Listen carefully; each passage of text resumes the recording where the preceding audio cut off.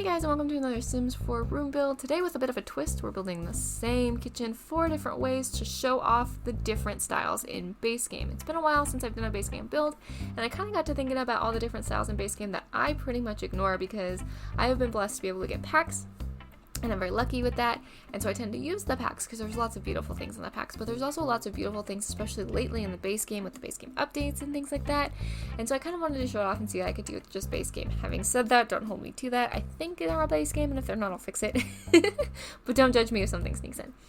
I really enjoy doing this. There's one that's a little bit more modern that you're seeing now. There's also an industrial style, more of like a lived-in family traditional kitchen that kind of doesn't have a style, but that's the style, if that makes sense. And then one that's a little bit meant to be kind of like quirky, like IKEA showroom kind of thing. Every single kitchen has an eat-in space, has an island, has pretty much the same appliances because they're kind of just the mid-level base game. Looks like a kitchen appliance. Some of them get a little out there. And one of the fridges is like $13,000, and like that was not necessary to me. That did not feel super necessary.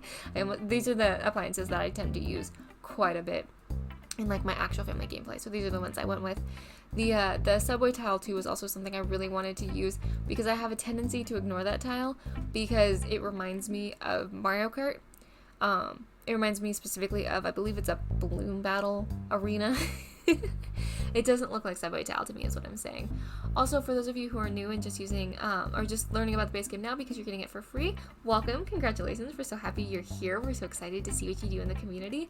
But if you've never placed a room before, you don't have to place all 4. You can place any one of the 4 that I show you. They're all uploaded individually, or they will be when my internet cooperates, and you will place them down pretty much as is, but you can remove individual components. So if you love everything about this room but you hate the plant, or you love everything about this room but you can't use the eat-in kitchen because it would make the kitchen too big, you can place it down and shrink it, remove things, delete things. Once it is in your game, it is entirely yours to mess with.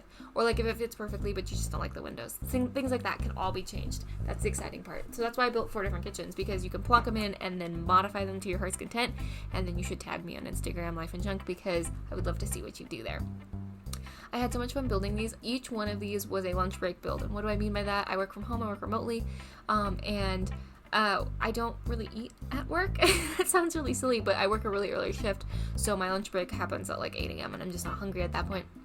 And so I usually take that little bit of time because I need to take a lunch break to build in The Sims. And so each one of these was about a 30-minute build, all said and done. It's obviously sped up here.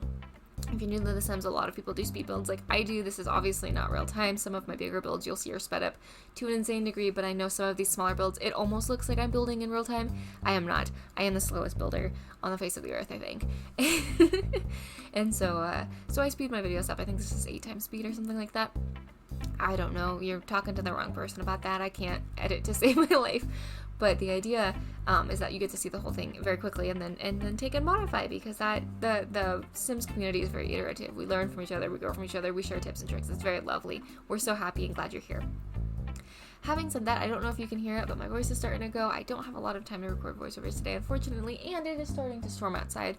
All of these things are leading me to think it's probably time to call it. So I'm going to go ahead and say goodbye here and let you just enjoy the kitchen's 4 ways. Tell me in the comments which ones you think is your favorite. I'm actually partial to this red one, I think. It was the one I was most excited to build, and with all of the swatches on this particular cabinet set, I think you could modify it to be like really cool. Like I think there's an orange swatch and a purple swatch. Like there's a lot of things you could do with this kitchen. Second place I think would be the industrial one, which is the last one. So you'll have to tell me which one you think you like, because I'm curious. And then like I said, if you take them and you modify them, tag me, because you guys are so clever and I want to see what you do. Or if you do this style video, tag me, because I want to see you guys are so stinking clever. Alright, but in all seriousness, guys, I'm gonna go. I hope you're having a great day, and I hope you're feeling loved. And if you're not feeling loved, please know that I love you, and I'm so glad you exist, and I'm so glad you're here, and I'm so glad you're hanging out with us today. But I'm gonna go. I'll talk to y'all later.